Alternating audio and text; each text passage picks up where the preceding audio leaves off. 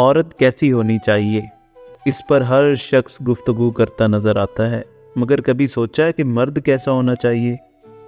مرد وہ ہے جو رسول اللہ صلی اللہ علیہ وآلہ وسلم کی وصیت کو سامنے رکھتے ہوئے عورت کے بارے میں ہمیشہ اللہ سے ڈرتا رہے، جو فرمان رسول صلی اللہ علیہ وآلہ وسلم کے مطابق عورت کو ٹیڑھی پسلی کی طرح سمجھے اور اس پر بے جا سختی نہ کرے،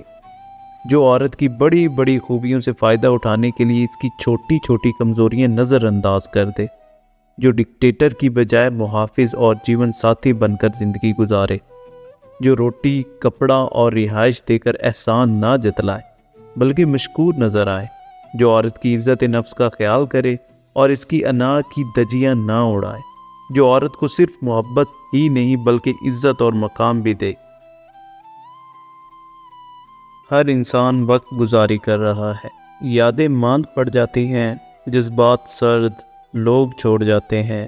یہی زندگی ہے۔ وقت کی ضرورت الگ ہوتی ہے، سو شکایت کیسی؟ زندگی میں ایک غلط فہمی کبھی نہیں ہونی چاہیے کہ جن کو آپ کی عادت ہو جائے وہ آپ سے دور نہیں جا سکتے۔ لوگ ایک لمحے میں عادتیں بدل لیتے ہیں، بالکل ویسی ہی عادتیں کسی اور کے ساتھ بنا لیتے ہیں۔ بات عادت کی نہیں وفاداری کی ہوتی ہے،